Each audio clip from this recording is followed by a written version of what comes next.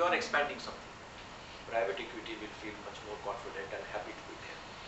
Though initially private equity did not come either, as you gave example of JNP or elsewhere. They were all port operators, not really private equity as such. So I think if the project is running, then it's easy to attract private equity players because they will feel more happy and comfortable with the situation. Risk side are limited, and there is a certainty that business is not to be scouted to begin with. It's already there. Market is already there. It needs a facility to just mop it. So there, private equity would be. Yeah, see, in port terminals, there are two kind of operations. One is at the terminal level. When you're setting up a terminal, there is already a running port. You're trying to get it as part of the growing cargo. Another is setting up a greenfield port, which could have multiple terminals over a period of time. What has happened? Probably, of course, the biggest multiples of the benefits that one gets, which has been seen in the Indian sector, is in terms of the greenfield investments, because in a 3 years to 5 year horizon, people have multiplied their investment 10 times over. But when it comes to running a terminal, I mean, an ongoing terminal, to give you an example, in P&O's terminal, what I understand, their yearly profitability was close to around 150 crores on a 250 crore investment. So that's a sort of return. Correct me, I mean, if that's so that's a sort of return, and that probably in first 3 years they got the payback. The entire payback was there, which was probably the fast. People look at infrastructure projects more as which are long gestation projects, which would give a lot of time for giving the payback. Of course, that was a unique situation where there was already a congestion and there was a large cargo which could come. The capacity could really go up, the volumes really surged. But if you look at the private equity investments in India, the maximum payoffs come in greenfield. Yes, it may take 4 years, 5 years for it to develop.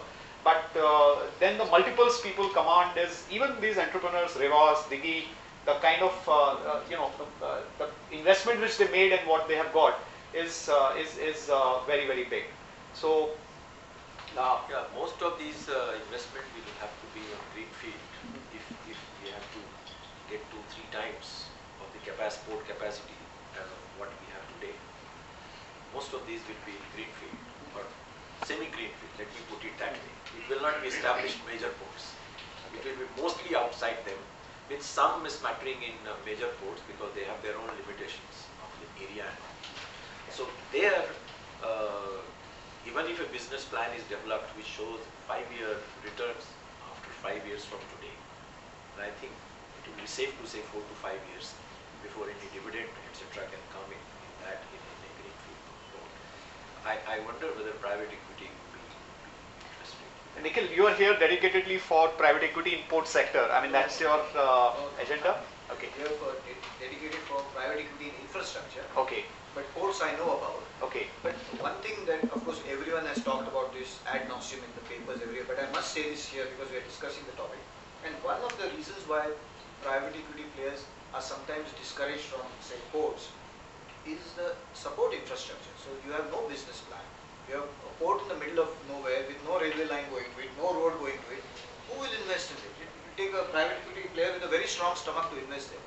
And I don't think there are private equity, I think private equity players are ready to stay the distance. I don't think, they are here only for the first 3 years or want returns in 3 years or 4 years. In a port investment, they are ready to stay the distance 5, 10, 15 years. But they need to be able to see those 5, 10, 15 years and see something happening at that time. And it's up to the project promoter to show that picture. No, I agree with you in one particular respect that there is a major deficiency in the port policy, that is the connectivity, which is a very, very big issue. If we go back to JNP got commissioned in 1989 and started handling 600,000 TEUs, if I am not mistaken, in 96, 97. And at that time it took over Mumbai, which continued to hold first position in handling containers. The main reason was the connectivity was poor. And when the connectivity got established, it did not work properly. And in this, because the government of India and state governments getting involved, this issue is a major weak point find in investments.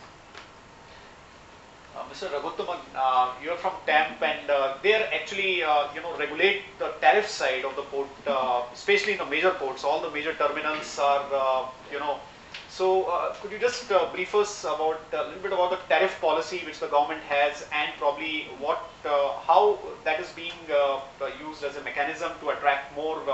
Because like power sector, in ports also, in major ports, there is a assured return which is being committed by the regulator. So if you could tell us more about it. Yeah. Yeah. The tariff authority regulates tariff of major ports. Yes. There we have told 12 major ports. Out of 12, the Ennur port is a company. Yeah. So TAMP does not regulate the tariff of Ennur port. So out of 12, the tariff of 11 major ports are regulated or fixed by TAMP.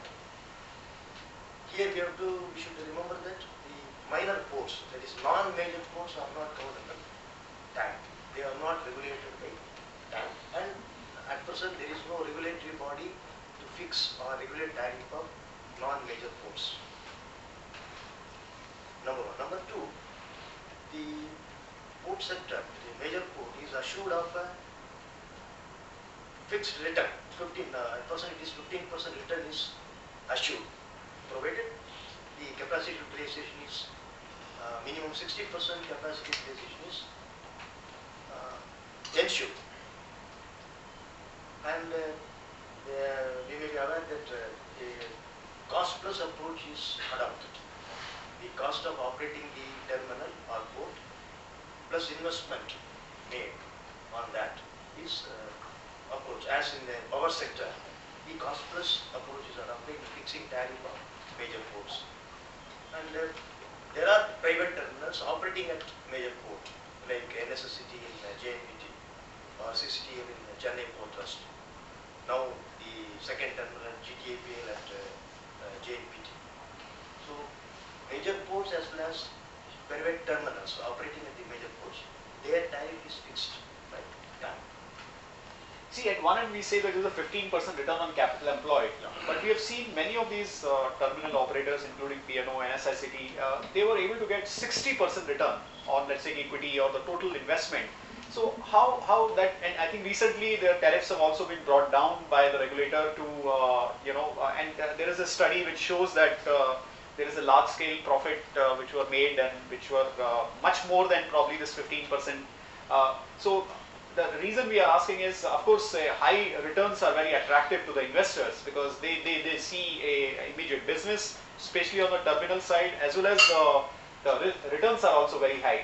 But there seems to be a sort of a policy non-clarity on this. That first of all, how one can get very high returns in spite of having a policy of 15% return on capital employed. That's one. And secondly, what is going to be the policy in going forward for this particular sector, and how you're working with the terminal operators to arrive at a regulatory environment for tariff fixation, which again in telecom was also a major issue in terms of investments, and that could make a lot of difference. Tariff fixation is a prospective, it is forward-looking model. Yeah. The tariff fixed based on the estimates, basically the estimates furnished by the operator or a major port. Presently the estimates are tariff is fixed based on the estimates for the 3 years, future 3 years. Now, right now the operator or the major port estimates his expenditure, his investment, looking to his business plan. And afterwards, what happens after 3 years? What is the actual profit? That we cannot estimate now. Based on the cost of operation and level of investment, cost plus 15% return is allowed. What happens after 3 years? We'll come to know only after 3 years, not now. Now, what we're trying to understand is how the tariff policy can facilitate investment in the sector, and especially from the private equity or venture capital. Does it mean that the returns are more stable, and they are all can be forecasted very